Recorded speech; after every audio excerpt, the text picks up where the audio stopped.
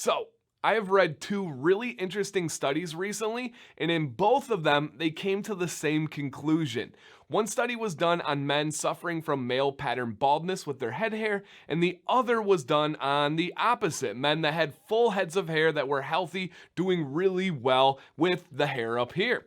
And what this was going over was the idea of massaging the scalp helping with their hair. And what both came to a conclusion of was that A, the hairs themselves became thicker, and B, the loss of hairs slowed down. And this was really interesting. Now, I will say that this was done in a different country, Japan. It was done with kind of a small sample set, but the results were staggering on both of those studies. And I thought, is there something here that could translate to beards? We know the structure, the hairs, the sebum oil, all that is different between head hair, the scalp, and then your beard hair and the skin underneath it. But maybe there's a kernel in there. Maybe there's something that could translate. So I wanted to jump into it a little bit deeper and see what I could find out. And I'm going to break that down in the video today. And thank you guys for checking this video out. My name's DanCBearded if you are new here. If you're returning, seriously, thank you as always. It means the world to me. And if you like beards and you have not subscribed to this channel, consider it. It does make a difference. That one click changes a lot. And if you like this video in particular, hit a thumbs up. I thank you guys.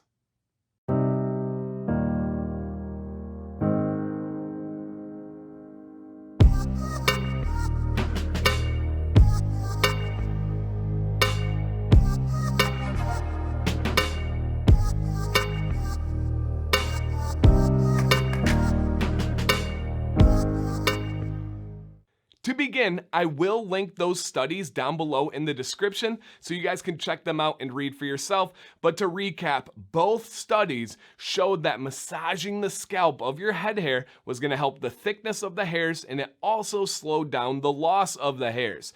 So the big question is, does that translate to beards? Unfortunately, the main reason in those studies does not translate to beards whatsoever. What they are saying is happening is the idea that there is a layer of tissue below the scalp that when you are massaging it, that layer of tissue controls DHT, what DHT converts into and what DHT puts out there, and it is relieving tension, it is relieving stress, and it is helping the hairs on your scalp.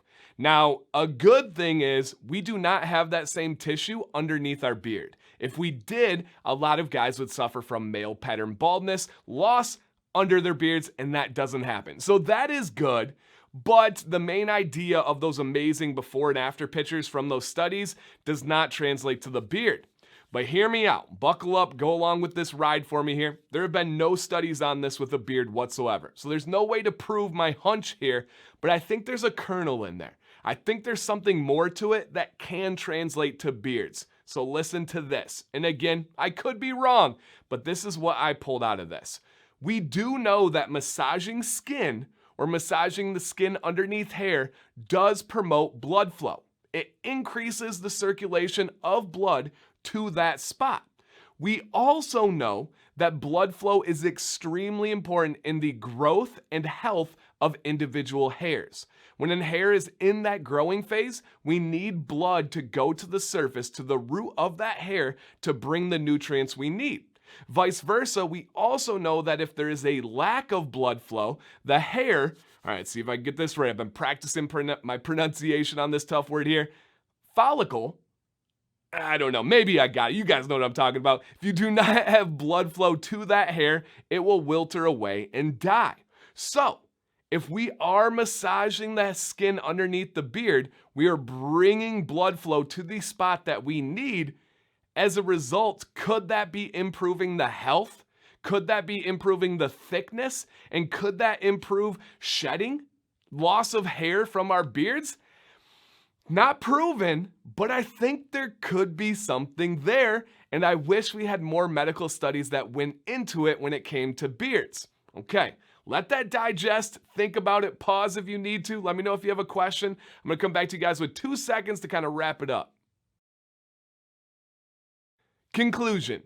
While these studies do not translate to a beard whatsoever, it really got me thinking, and I really enjoyed reading them. I thought they were pretty interesting and pretty cool. Question for you guys. Do you think I'm onto something here? Does it make logical sense? Do you have information to the contrary? Because I don't know if I'm right. This is just me putting something out there, some food for thought, and hey, if it has to do with possibly improving the health of our beards, I think that is a healthy discussion and a healthy thought to have. So check out those studies, guys. Drop any comments, any questions down below, and I hope you at least enjoyed this video. You were entertained, and maybe you did some thinking today. I know I did. So thank you guys for checking it out. DanCBearded, stay bearded and stay positive.